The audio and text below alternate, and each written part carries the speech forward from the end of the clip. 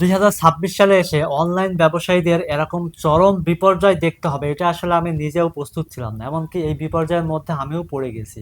তবে আমি চেষ্টা করছি কিভাবে খুব দ্রুত এই বিপর্যয় থেকে আবার উঠে ভালোভাবে ব্যবসাটা করা যায় ইনশাল্লাহ। তো এই বিপর্যয় থেকে উত্তরণের উপায় কি এবং এই বিপর্যয়ে আমরা কেন পড়ছি, এই বিপদের মধ্যে আমরা কেন আছি, তার 3টা কারণ আমি আসলে খুঁজে পেয়েছি। এই 3টার যে কোনো একটি কারণ যদি থেকে থাকে আমাদের মধ্যে, তাহলে আমাদের ব্যবসা বর্তমানেও আর ভালো থাকবে না, সামনেও আর ভালো হবে না, এটা আমি মোটামুটি শতভাগ নিশ্চিত ইনশাআল্লাহ।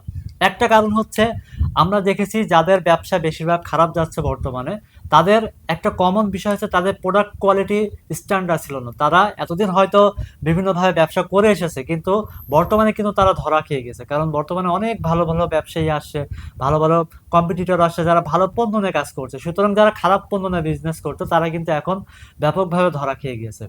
দ্বিতীয় প্রবলেম হচ্ছে যে কাস্টমার সার্ভিস কিন্তু আমাদের যথেষ্ট ভালো নাই।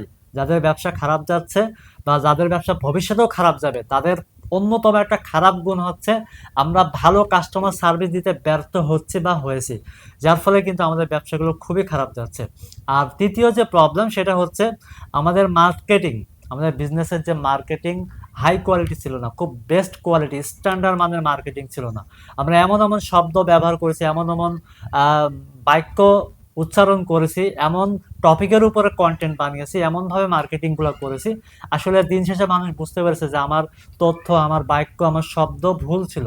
যার ফলে এই 3টার মধ্যে যে কোনো একটা যদি আমাদের ঘাটতি থাকে, আমরা হয়তো পূর্বে এই 3টা ঘাটতি যে কোনো একটা থাকার পরও আমরা ব্যবসা করে এসেছি, একটা ভালো ব্যবসা করেছি, অনেকে অনেকে হয়তো কোটি কোটি টাকা আয় করেছি এই 3টা প্রবলেম থাকা সত্ত্বেও, বা 2টা প্রবলেম বা একটা প্রবলেম।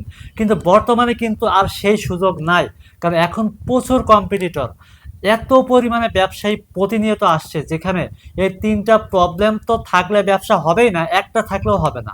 এমনকি এই 3টার যে বিষয়গুলো বললাম, product quality, service quality, marketing quality, এইটা হতেও হবে একদম টপ নচ, একদম হাই লেভেলের। যদি আমরা মাঝারি লেভেলেরও থাকে, আমার তো ধরেন এই 3টা প্রবলেম নাই, কিন্তু আমি এই 3টার ব্যাপারে আবার মাঝামাঝি, হয়তো আমার মার্কেটিং কোয়ালিটি মাঝারি, আমার বিজনেস, আমার হচ্ছে প্রোডাক্ট কোয়ালিটি, সার্ভিস কোয়ালিটি মাঝারি, তাহলে আমার বিজনেস আসলে আর করার সুযোগ থাকবে না। কারণ বর্তমানে কিন্তু মূল ব্যাপার এইটাই, কম্পিটিটর অনেক বেশি, মানে অনেক বড় বড় অনেক কোয়ালিটিফুল কম্পিটিটর বর্তমানে মার্কেটে চলে আসছে। যার ফলে যারা মাঝারি, যাদের এই প্রবলেমগুলো ছিল, এরা আসলে আর টিকতে পারবেন না, এটা আমার কাছে মনে হয়েছে। সুতরাং এখন সুতরাং আমরা যদি সত্যিকার অর্থেই আমাদের বিজনেসটাকে আবার ভালো করতে চাই, পূর্বে হয়তো ভুল বা আমাদের সমস্যা থাকা সত্ত্বেও ভালো ছিল, কিন্তু এখন সুযোগ নাই, কিন্তু আমরা যদি সত্যিকার অর্থে ব্যবসা সামনের দিকে সাকসেস করতে চাই, সত্যিকার অর্থে বড় বিজনেস, একটা ব্র্যান্ড বিল্ড করতে চাই, তাহলে product quality, service quality, marketing quality হতে হবে সবার সেরা। তাহলে আমার বিজনেস ইনশাল্লাহ অবশ্যই সাকসেস হবে ইনশাল্লাহ। এবং